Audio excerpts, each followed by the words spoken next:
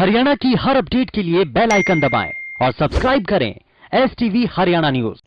नमस्कार, आप देख रहे हैं हरियाणा न्यूज और मैं हूं आपके साथ शुभेंदु सिंह। रुक कर लेते हैं फटाफट खबरों का। प्रधानमंत्री नरेंद्र मोदी अपने संसदीय क्षेत्र वाराणसी के दौरे पर हैं और इस दौरान पीएम ने किसान आंदोलन का जिक्र किया। उन्होंने कहा कि सरकार का कोई फैसला अगर किसी को पसंद नहीं आता था तो उसका विरोध होता था, लेकिन बीते कुछ समय से हम देख रहे हैं कि अब विरोध का आधार फैसला नहीं बल्कि भ्रम फैलाकर आशंकाओं को बनाया जा रहा है और साथ ही अब प्रचार किया जाता है कि फैसला तो ठीक है लेकिन इससे आगे चलकर ऐसा हो सकता है। प्रधानमंत्री ने कहा कि जो अभी हुआ ही नहीं, जो कभी होगा ही नहीं, उसको लेकर समाज में भ्रम फैलाया जाता है। ये वही लोग हैं जिन्होंने दशकों तक किसानों के साथ लगातार छल किया।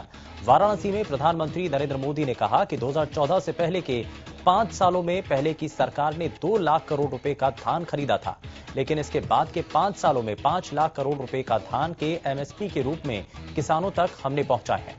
लगभग 2.5 गुना ज्यादा पैसा किसान के पास पहुंचा है। कांग्रेस के पूर्व अध्यक्ष राहुल गांधी ने पार्टी कार्यकर्ताओं और जनता से प्रदर्शन कर रहे किसानों के पक्ष में खड़े होने की अपील की। राहुल गांधी ने एक वीडियो जारी कर कहा कि ये सत्य और असत्य की लड़ाई है जिसमें सभी को अन्नदाताओं के साथ होना चाहिए। उन्होंने सवाल किया कि अगर ये कानून किसानों के हित में है तो फिर किसान सड़कों पर क्यों हैं?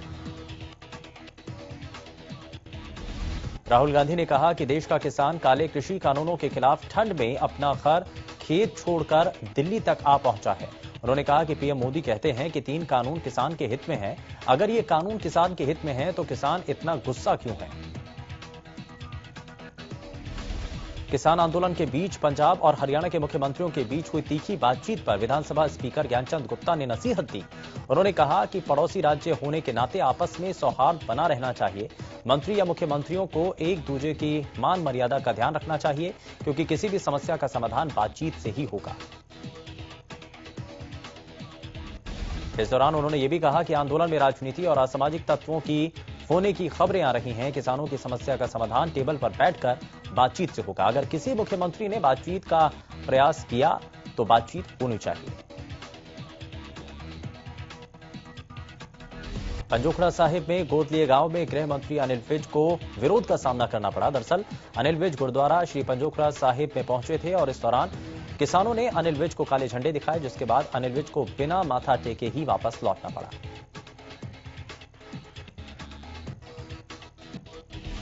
दिल्ली में कृषि कानून वापस करवाने की जिद पर अड़े किसानों ने गृह मंत्री अमित शाह का सशर्त बातचीत का न्योता ठुकरा दिया, जिसके बाद अब हरियाणा के गृह मंत्री अनिल विज ने किसानों को बड़ी सलाह दी।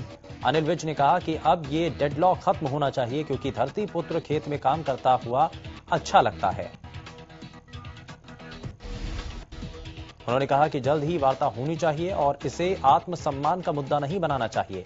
उधर विज ने पंजाब सीएम पर भी निशाना साधते हुए कहा कि उनका प्रशासन उन्हें जानकारी ही नहीं देता कि किसका फोन आया है किसका नहीं। वहीं राहुल गांधी पर बरसते हुए उन्होंने कहा कि उन्हें हर काम उल्टा ही नजर आता है।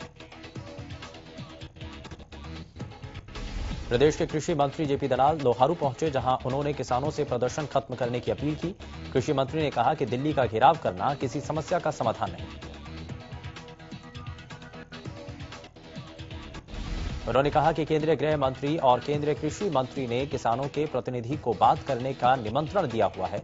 जब तक बात नहीं होगी तब तक हल कैसे निकलेगा? साथ ही उन्होंने ये भी कहा कि हरियाणा कृषि प्रधान प्रदेश है और सरकार किसानों के हित के लिए कदम उठाती है।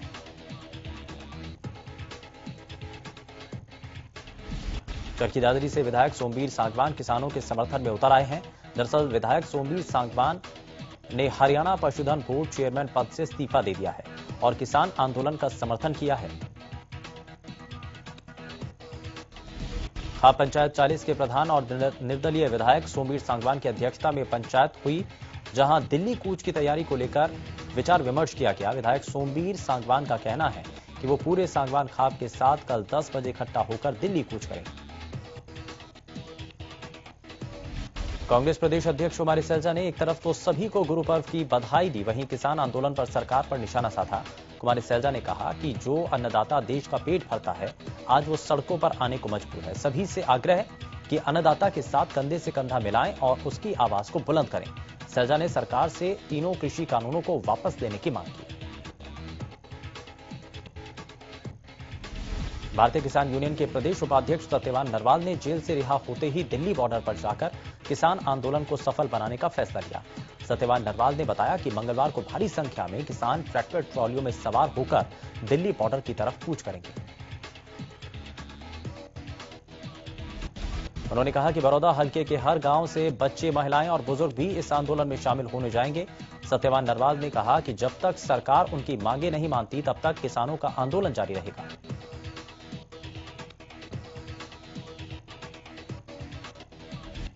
नए कृषि कानूनों के खिलाफ किसानों के प्रदर्शन का 5वां दिन। किसान नेताओं ने प्रेस कॉन्फ्रेंस की और इस दौरान उन्होंने आगे की रणनीति को लेकर जानकारी दी। उन्होंने कहा कि प्रधानमंत्री नरेंद्र मोदी हमारे मन की बात सुने, किसान बच्चा नहीं जो उन्हें कोई बहका लेगा। यह आंदोलन पूरे देश का आंदोलन बन रहा है। साथ ही उन्होंने सरकार को चेतावनी दी कि सरकार को बात न मानने से नुकसान होगा। बहादुरगढ़ में किसानों के बीच हरियाणवी कलाकार केडी पहुंचे और इस दौरान उन्होंने टीकरी बॉर्डर जाकर किसानों को समर्थन दिया। उन्होंने कहा कि मैं किसान का बेटा हूं और किसानों के साथ हूं।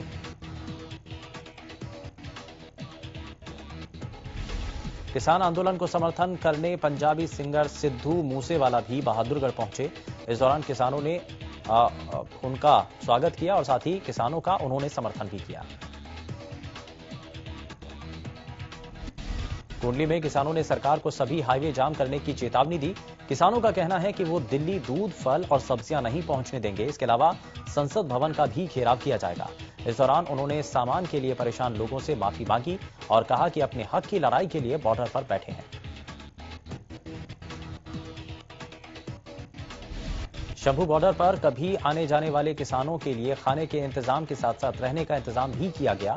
शंभू मोर्चा के लंगर प्रबंधक का कहना है कि जब से पंजाब के किसान आंदोलन कर रहे थे तब से लेकर अब तक इन सड़कों पर सैकड़ों किसानों के लिए लंगर की व्यवस्था शंभू बॉर्डर पर की गई। इसी के साथ साथ सर्द भरी रातों में उनके रहने का इंतजाम भी किया गया।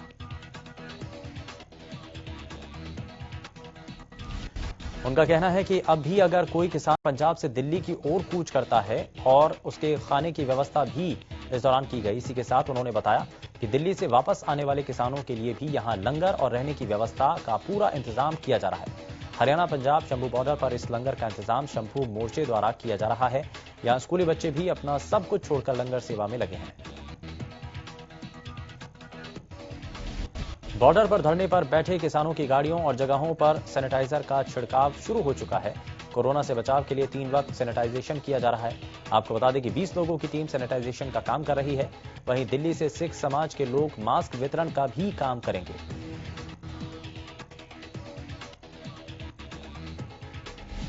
इधर किसान आंदोलन के चलते सिरसा से चौथे दिन भी दिल्ली के लिए बसें नहीं रवाना हो सकी। दिल्ली जाने वाले यात्री बहादुरगढ़ तक ही जा पा रहे हैं। ऐसे में दिल्ली जाने वाले यात्रियों को दिल्ली की बसें नहीं चलने के चलते काफी परेशानियों का सामना करना पड़ा। रोडवेज ड्राइवर ने बताया कि किसानों के आंदोलन को देखते हुए रोडवेज प्रशासन ने दिल्ली नहीं जाने के निर्देश दिए, जिसके चलते सवारियों को बहादुरगढ़ तक छोड़ा जा रहा है। सिरसा से दिल्ली के लिए हर रोज 20 बसें रवाना होती थीं, लेकिन अब 15 बसों को ही दिल्ली की जगह बहादुरगढ़ तक भेजा जा रहा है।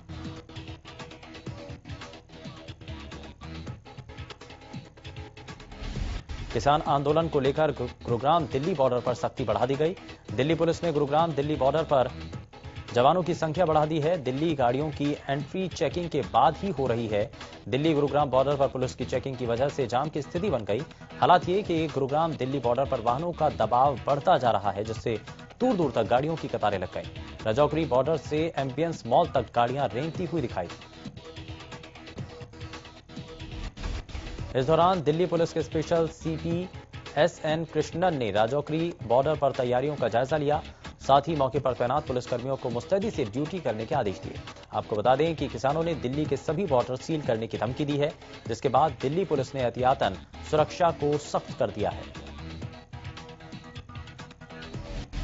बहादुरगढ़ में आंदोलन में शामिल एक और किसान की मौत की खबर सामने है। गज्जन सिंह नाम के शख्स की दिल का दौरा पड़ने से मौत हो गई। बहादुरगढ़ बाईपास पर मौजूद न्यू बस स्टैंड के पास हादसा हुआ। आपको बता दें कि किसान लुधियाना के खटरा भगवानपुरा गांव का रहने वाला था। कृषि कानूनों के खिलाफ दिल्ली कूच को लेकर किसान लगातार सीमाओं पर डटे हैं। किसानों के प्रदर्शन के चलते सोनीपत से दिल्ली आने जाने वाली गाड़ियों के पहिए थम गए। जाम में सामान लाने ले जाने वाला ट्रक भी फंसा हुआ है।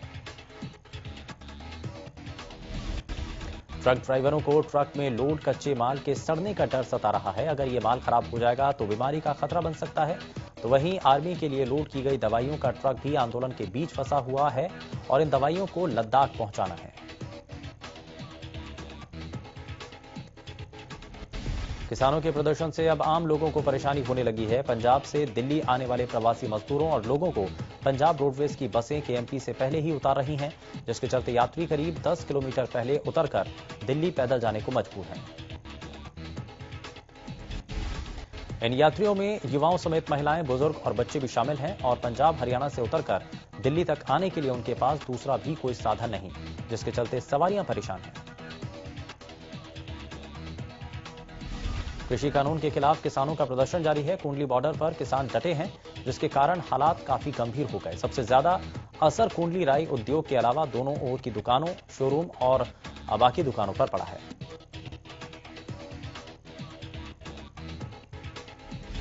उद्योगों को करीब 100 करोड़ रुपए का नुकसान रोज हो रहा है, तो वहीं स्थानीय और फुटकर व्यापार को करीब 50 करोड़ रुपए का नुकसान झेलना पड़ रहा है। दुकानदारों का कहना है या तो किसानों का कोई उपाय किया जाए या फिर उन्हें मुआवजा दिया जाए, क्योंकि लॉकडाउन के बाद से लगातार मंदी की मार सभी लोग झेल रहे हैं।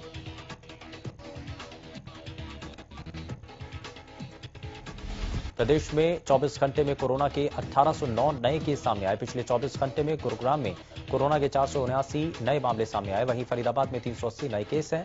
सोनीपत में कोरोना के 115 नए मामले सामने आए। प्रदेश में 24 घंटे में कोरोना से 26 लोगों की मौत के मामले सामने हैं। इसी के साथ 24 घंटों में कोरोना के 2794 मरीज ठीक हुए हैं। प्रदेश में कोरोना के फिलहाल 18,905 एक्टिव मरीज हैं। इसी के साथ प्रदेश में रिकवरी रेट 90.84 तक पहुंच चुका है। पंचकुला में आज 30 नए कोरोना संक्रमित मरीजों की पुष्टि हुई। वहीं पंचकुला में कोविड रिकवरी रेट में 92.5% तक पहुंचा। पंचकुला में अब तक 127 लोगों की कोरोना संक्रमण के चलते मौत हो चुकी है। Panchkula civil surgeon doctor Jasjit Kaur ने मामले पर पुष्टि की।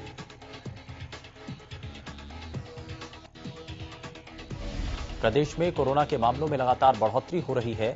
झज्जर में कोरोना संक्रमित मरीजों की कुल 5,111 संख्या पहुंच चुकी है। वहीं अब तक 4,761 लोग ठीक होकर घर लौट चुके हैं। अभी झज्जर में कोरोना के 295 एक्टिव मामले हैं। वहीं रिकवरी रेट 93.1% है। आपको बता दें कि कोरोना से झज्जर में अब तक 55 लोग अपनी जान गंवा चुके हैं। आज कोरोना के नए 37 मामले सामने आए, जिनमें से 88 लोग ठीक होकर घर जा चुके हैं। बढ़ती ठंड के साथ कोहरे ने भी अब लोगों को डराना शुरू कर दिया है। यमुनानगर में कोहरे के कारण आज सुबह यातायात प्रभावित हुआ। कोहरे के कारण वाहन चालकों को परेशानी हो रही है। इस दौरान वाहन चालक को फॉग लाइट ऑन कर आते आते नजर आए और धुंध इतनी ज्यादा थी कि कुछ ही मीटर की दूरी से कुछ भी दिखाई नहीं दे रहा था। मौसम विभाग की माने तो अगले कुछ दिनों तक मौसम के ऐसे ही हालात रहने की आशंका है। इसी के साथ ठंड भी लोगों की परेशानी बढ़ा सकती है। सरकार की ओर से लगातार बढ़ती जनसंख्या पर रोकथाम के लिए राष्ट्रीय परिवार कल्याण कार्यक्रम का आयोजन किया गया और जिसके तहत आमजन को छोटा परिवार और सुखी परिवार का संदेश हर माध्यम से पहुंचाने और उसके लिए किए जा रहे प्रयासों से भी अवगत कराया। इसी के मद्देनजर अंबाला जिले में कोरोना काल के दौरान कई लोगों ने सरकार की इस मुहिम का फायदा उठाया। अंबाला में सरकार द्वारा चलाई गई इस मुहिम का सालाना आंकड़ा 3,840 रखा गया था, जिसे जिले के स्वास्थ्य अधिकारियों ने बखूबी पूरा किया। इस साल कोरोना काल के बावजूद भी सरकार द्वारा चलाए गए इस कार्यक्रम का लोगों ने फायदा उठाया और इस साल जनवरी से लेकर अब तक 8,300 नसबंदी की जा चुकी हैं, जिनमें 8,270 महिलाएं और मात्र 30 पुरुष शामिल हैं। सिरसा में लॉकडाउन के दौरान बंद हुई ट्रेनों का कल से परिचालन शुरू होगा। बठिंडा से चलकर Delhi via Sirsa special express train कल सुबह 6:25 पर सिरसा पहुंचेंगे। 10 मिनट के ठहराव के बाद दिल्ली रवाना होंगी। इसी तरह अमृतसर से अजमेर वाया सिरसा साप्ताहिक स्पेशल ट्रेन की सुबह 4 बजे सिरसा आएगी।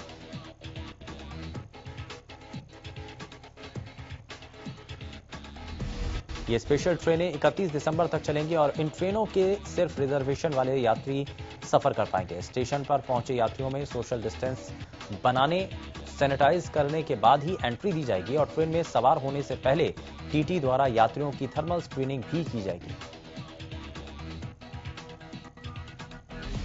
गोहाना आवारा पशुओं का हब बन चुका है। शहर का कोई भी ऐसा कोना नहीं बचा जहां पर आवारा पशु गलियों और सड़कों के बीचों बीच ना बैठे नजर आते हों। उधर नगर परिषद ग्रामीणों पर शहर में पशु छोड़ने का आरोप लगा है। बार बार पशुओं के पकड़ने के बाद भी शहर में पशुओं की संख्या बढ़ती नजर आ रही है। चौक चौराहों पर आवारा पशुओं का जमावड़ा हो जाता है। दुकानदार से लेकर राहगीरों को आने जाने में डर बना रहता है। हर दिन कोई ना कोई हादसा पशुओं की वजह से होता है, लेकिन नगर परिषद इनको पकड़ने की व्यवस्था पर कोई ध्यान नहीं दे रहा। नगर परिषद ईओ राजेश वर्मा का कहना है कि शहर में नगर परिषद जैसे ही आवारा पशुओं को पकड़ने का अभियान शुरू करता है, वैसे ही ग्रामीण आवारा पशुओं को गोहाना शहर में छोड़कर चले जाते हैं। बार बार पशु पकड़कर गौशाला में भेजा जाता है और जल्द ही एक बार फिर पशु पकड़ने का काम शुरू किया जाएगा।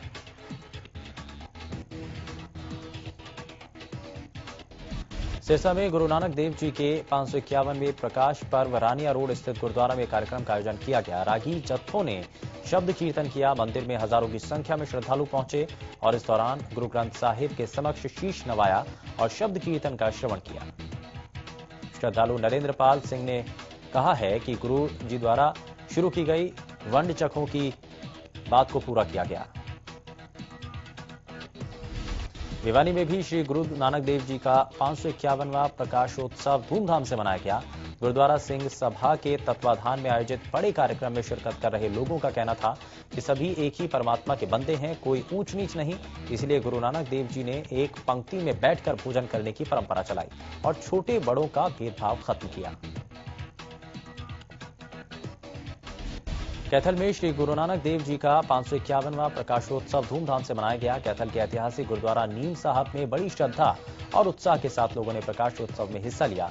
इस पावन मौके पर ऐतिहासिक गुरुद्वारा नीम साहब को भव्य तरीके से सजाया गया। श्री नानक देव जी के प्रकाशोत्सव के अवसर पर शहर में एक भव्य नगर कीर्तन निकाला गया, जिसकी अगुवाई सिख धर्म की वेशभूषा में सजे 5 प्यारे सिख कर रहे थे।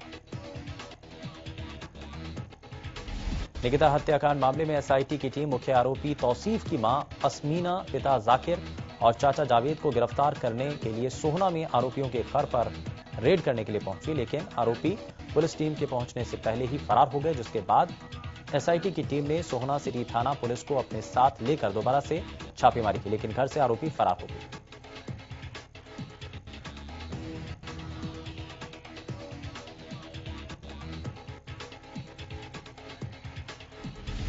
गौरतलब है कि साल 2018 में आरोपी तौसीफ पर अंकिता को जबरन किडनैप का मामला दर्ज किया था, लेकिन आरोपी राजनीतिक रसूखदार होने के कारण पीड़ित छात्रा के परिजनों पर दबाव बनाकर केस वापस करा चुका था। इस मामले में दोबारा से कार्रवाई शुरू हुई और इसी मामले में पूछताछ के लिए इन तीनों को पुलिस ने पूछताछ के लिए नोटिस दिया था, लेकिन ये नहीं पहुंचे, जिसके बाद पुलिस इन्हें गिरफ्तार करने के लिए पहुंची थी, लेकिन आरोपी उससे पहले ही फरार हो गए।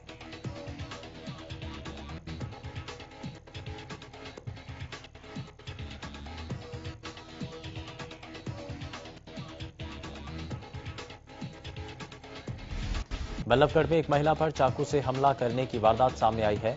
वारदात को अंजाम एक तरफा प्यार के चलते दिया गया। महिला ने बताया कि आरोपी उसे परेशान कर रहे थे। महिला लगातार 3 दिनों से पुलिस को फोन कर शिकायत कर रही थी, लेकिन पुलिस ने किसी तरह का कोई एक्शन नहीं लिया।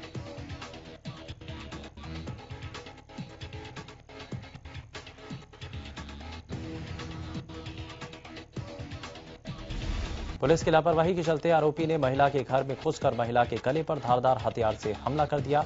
हमले में महिला बुरी तरह से जख्मी हो गई। आपको बता दें कि महिला शादीशुदा है।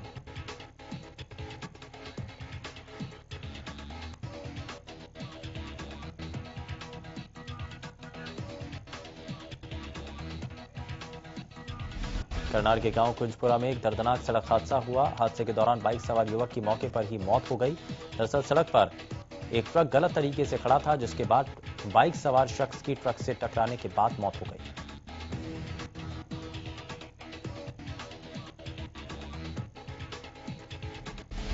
जांच अधिकारी संदीप कुमार ने जानकारी देते हुए बताया कि उन्हें सूचना मिली थी कि नेवल के पास एक बाइक सवार की ट्रक में टक्कर होने से मौत हो गई, जिसके बाद ट्रक चालक के खिलाफ मामला दर्ज कर ट्रक को कब्जे में लिया गया। पुलिस का कहना है कि मामले में जल्द ट्रक ड्राइवर की गिरफ्तारी की जाएगी।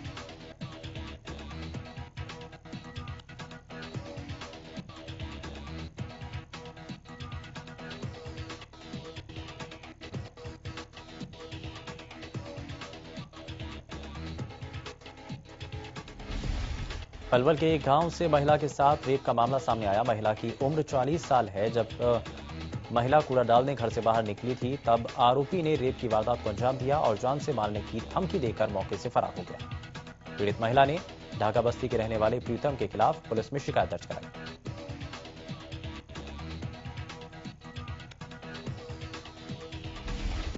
पुलिस ने मामला दर्ज किया, लेकिन आरोपी अभी भी पुलिस की गिरफ्त से बाहर है। पलवल महिला थाना प्रभारी ने ये बताया कि महिला सुबह करीब 4:30 बजे घर से बाहर निकली थी। उसी दौरान आरोपी ने महिला को अपना शिकार बनाया।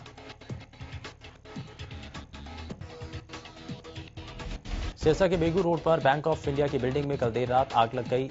आग इतनी भीषण थी कि दमकल विभाग की कई गाड़ियों को कड़ी मशक्कत करनी पड़ी। हालांकि आग पर काबू पा लिया गया, लेकिन बताया जा रहा है कि बैंक में पड़ी काफी फाइल्स जलकर राख हो गई। गनीमत ये रही कि आग बैंक के स्ट्रांग रूम तक नहीं पहुंच पाई। फिलहाल आग लगने के कारणों का अभी तक पता नहीं चल पाया है।